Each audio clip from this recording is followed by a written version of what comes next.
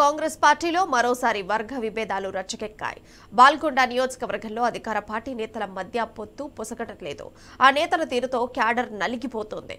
నేతల మధ్య cold war ఇప్పుడు గాంధీభవన్ చేరింది. ఇక బాల్కొండ నియోజకవర్గంలో ముదురుతున్న నేతల ఆధిపత్య తీరుపై టీ న్యూస్ స్పెషల్ ఫోకస్.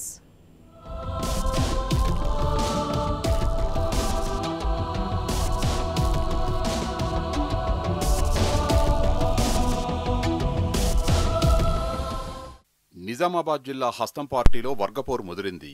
నేతల మధ్య ఆధిపత్య ధోరణితో క్యాడర్ నలిగిపోతోంది. బాల్కొండ నియోజకవర్గంలో ఇద్దరు నేతల మధ్య ఆధిపత్య పోరు తారాస్థాయికి చేరింది. ఒకరు ఆ పార్టీ జిల్లా అధ్యక్షుడు మానాల మోహన్ రెడ్డి కాగా, మరొకరు నియోజకవర్గ ఇన్ఛార్జి ముత్యాల సునీల్ రెడ్డి.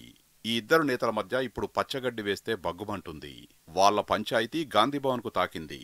2023లో జరిగిన సార్వత్రిక ఎన్నికల్లో బాల్కొండ నియోజకవర్గం నుండి కాంగ్రెస్ అభ్యర్థిగా సునీల్ రెడ్డి పోటీ చేసి ఓటమి పాలయ్యారు. ఈ ఓటమికి సంబంధించిన పోస్ట్ మార్టం గాంధీభవన్ లో జరిగింది.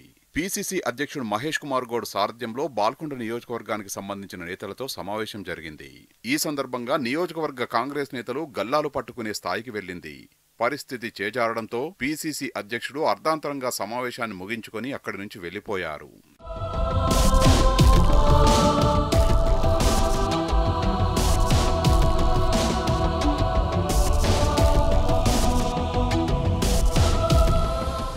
బాల్కొండలో నియోజకవర్గ ఇన్ఛార్జి సునీల్ రెడ్డి, జిల్లా ఇన్ఛార్జి రాష్ట్ర సహకార union limited chairman Manala Mohan Reddy మధ్య రోజురోజుకు ఆధిపత్య పోరు ముదురుతోంది.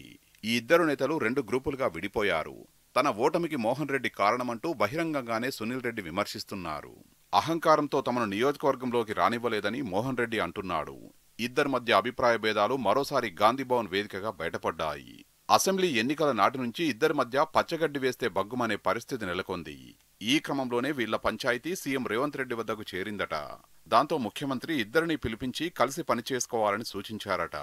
కానీ ఇద్దరు నేతల్లో మాత్రం ఏమాత్రం మార్పు రాలేదు. తాము కలిసి పనిచేసే ప్రసక్తే లేదని బహిరంగంగా తమ అనుచరులతో చెప్పుకుంటున్నట్లుగా తెలుస్తోంది.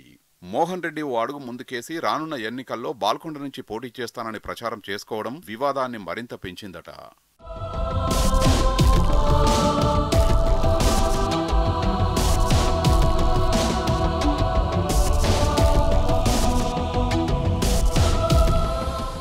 సునీల్ రెడ్డి ఆధిపత్యానికి చెక్ పెట్టేందుకు మాజీ ఎమ్మెల్యే ఈరవత్రి అనిల్తో కలిసి మోహన్ రెడ్డి పావులు కదుపుతున్నారనే ప్రచారం ఉంది.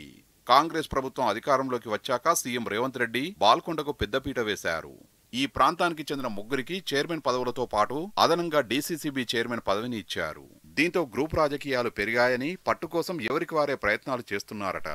నలుగురు నేతలు ఒక వర్గంలా, సునీల్ రెడ్డి మరో వర్గంలా క్యాడర్ చీలిపోయిందట. నేతల తీరు మారకపోతే రానున్న స్థానిక సంస్థల ఎన్నికల్లో కాంగ్రెస్ పార్టీకి గడ్డు పరిస్థితి తప్పదని ఆందోళన వ్యక్తం చేస్తున్నారు కాంగ్రెస్ కార్యకర్తలు.